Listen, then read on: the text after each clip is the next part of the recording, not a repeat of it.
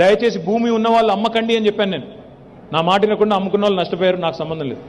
కానీ ఇప్పుడు చెప్తా ఉన్నా మళ్ళీ రాబోయే 10-15 ఏళ్ళు హైదరాబాద్ అభివృద్ధికి డోకా లేదు.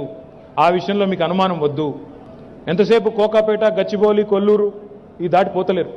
నా విజ్ఞప్తి ఏమంటే ప్లీజ్ ఐడెంటిఫై దిస్ న్యూ. నిన్నగాక మొన్న సూపర్ స్టార్ రజనీకాంత్ గారు అన్నారు, ఏమన్నారు ఆయన ఉండేది చెన్నైలో, అదేం చిన్నపట్నం కాదు, చిన్న ఊరు కాదు, పల్లెటూరు కాదు. ఆయన మొత్తం దేశం తిరుగుతాడు, విదేశాలు తిరుగుతాడు, ఎక్కడెక్కడికో పోతాడు. కానీ వేటి గురించి చెప్పలేదు ఆయన. హైదరాబాద్ బ్రదర్, మీరు బాగా అభివృద్ధిలోకి వస్తున్నారు. ఈ సంపాదించిన సంపద అంతా ఇనప మొక్కల మీద పెట్టద్దు. ఏదైనా మంచి హౌస్ కట్టుకోండి, ఆ తర్వాత స్థలాల మీద పెట్టండి. మనల్ని కాపాడేది అదే.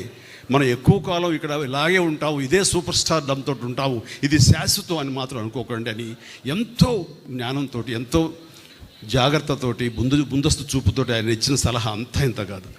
అప్పటిదాకా మంచి కారు కొనుక్కుందామా, ఇందాక మన కృష్ణదేవరాయ చెప్పినట్లుగా అప్పట్లో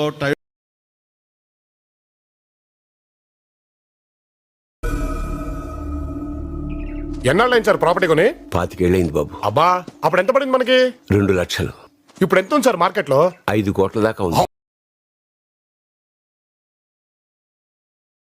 ఈ రోడ్డు మీద షూటింగ్ చేశారు, కరెక్ట్గా ఇదే రోడ్డు మీద. ఈ రోడ్డు మీద షూటింగ్ చేసి ఆ సినిమాలో ఏం చూపెడుతున్నారు తెలుసా మీకు? అది బెంగళూరు అని చూపెడుతున్నారు. నాకు చాలా ఒళ్ళు మండింది. హైదరాబాద్లో షూటింగ్ చేసి బెంగళూరు అని చెప్పుకుంటారా వీళ్ళు దుర్మార్గులు అని చెప్పి నేను ఏదో ఒకటి అందాం అనుకున్నాను. ఈ లోపలే ఒక అమ్మాయి ఉంది. ఆ అమ్మాయి మలయాళీ అమ్మాయి, జర్నలిస్ట్. ఆ అమ్మాయి ట్వీట్ చేసింది,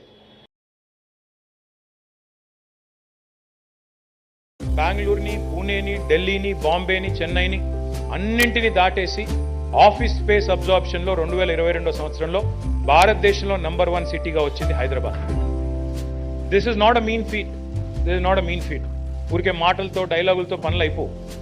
8 సంవత్సరాల్లో ఎక్కడున్న హైదరాబాద్ ఎక్కడికి వచ్చింది ఒకసారి ఆలోచించేయండి. 8-9 ఏళ్లలో ఎంత పరిధి విస్తరించింది హైదరాబాద్ది.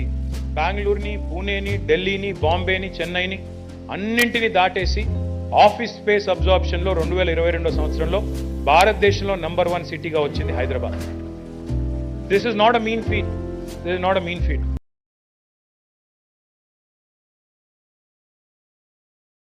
చాలా మంది రియల్ ఎస్టేట్ అంటే ఏమనుకుంటారంటే ఇది కొనడం, అమ్మడం అనుకుంటారు.